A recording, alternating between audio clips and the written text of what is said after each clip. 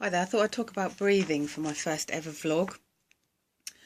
Breathing's not only important for keeping us alive, but also helping to keep your thoughts focused and dealing with your emotions, especially when you're a mum at home dealing with everyday stuff and also at least one rowdy and noisy and very active small person.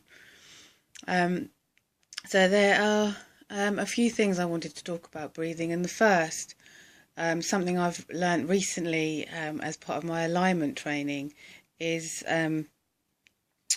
all about how breathing should actually work. I've been listening to a fair few meditations, and a lot of them talk about putting your hand on your belly and feeling it rise and fall as you breathe. Well, actually, the problem with breathing through your belly and feeling your belly rise and breathe is the reason that your belly is rising is to displace your organs within your abdominal cavity in order to make room for your lungs to move down to suck in the air. What this then does, as well as displacing the organs, is put extra pressure on your pelvic floor. And for those of us who've had babies or are about to have babies, your pelvic floor does not need this extra pressure. Another common problem people have when they take a deep breath is to raise their shoulders to make room for the lungs to expand by lifting the shoulder girdle out of the way.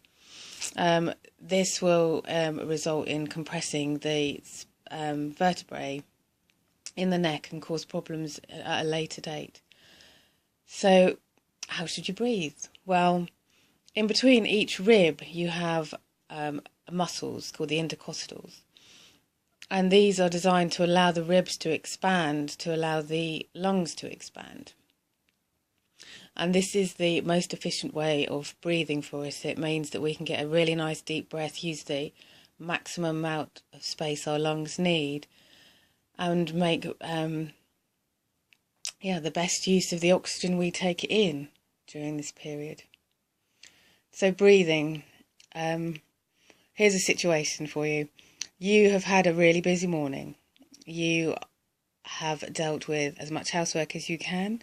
You've played with your small person or persons, and you have just poured yourself a lovely cup of tea and are thinking that you're actually going to get to drink this cup of tea while it's hot. And maybe while you're drinking the cup of tea, you can read a book or a magazine or catch up on Facebook or anything else you want to. Literally, just as you sit down, you hear a call from your small person. They are wanting you to wipe their bum or help them go to the toilet, or maybe, as you know, things have become very important and urgent for small people.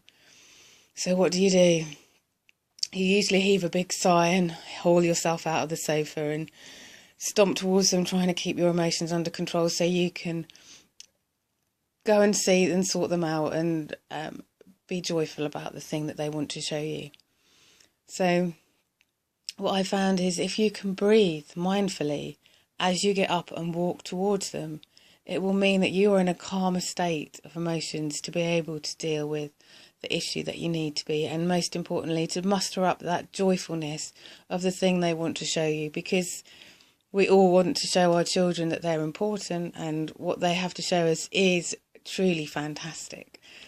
So if you can, as you are getting up and walking to them, taking a deep breath through your nose and really imagine your lungs expanding outwards and your ribs expanding to make room for those, and drawing in calmness and breathing out and allowing all that stress and emotion to dispel from your body those anxious moments, you'll find that you are in a better mood and a better state to be able to deal with whatever issue is on.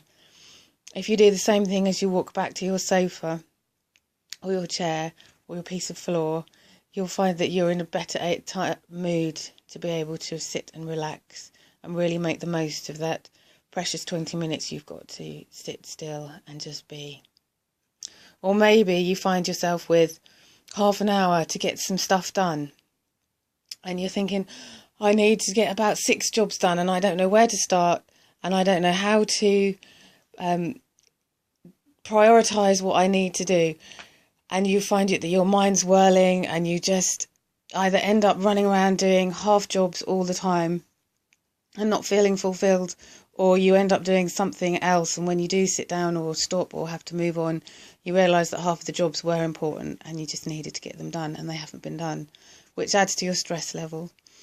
So here again is a time just to take some breaths in, usually count of 4, breath in.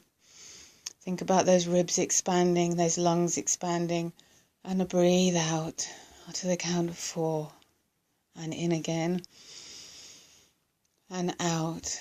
And just breathing like this will just help you to calm and to focus. And you'll find that at the end you'll be able to work out what job needs doing and how to prioritise so that you can get as much done in that half an hour. I think it's also really handy for us to model to our children being able to breathe to calm you down, or breathe to focus your thoughts. They are quite emotional little souls, and as much as we don't want to dampen those emotions, we do need to give them some ideas on how to deal with those and control them, and be able to have tools in their resource pack of how to deal with things. And I even now get my 6.5-year-old, if I'm getting anxious, he'll say to me, "Mum, just breathe and calm down." And it's a great reminder. They're very good at helping you as well as you are to help them. So I'd love to know if you are able to use breathing in this next week before the next vlog comes out, and how it's helped you, or any other tips and tricks you might find useful in keeping calm during those difficult moments. The next video I'm hoping to do, or planning to do, is to think about how we can create little moments in our busy lives to be a little bit more mindful. Maybe you've thought about meditation and you don't feel you've got time because you've got too much on. Well, we'll talk a little bit about what you can do and what you can do and how you can fit some kind of meditation or mindfulness in to your daily life. If you want to read a little bit more about mindfulness, there's some on my blog, and I hope to link to that underneath this video. And I'm also hoping to link to Katie's really interesting vlog on breathing, which will give you a little bit more details about how the body works when it's breathing. All right, thank you ever so much for listening. Do keep breathing, and do let me know how you found it. Bye bye.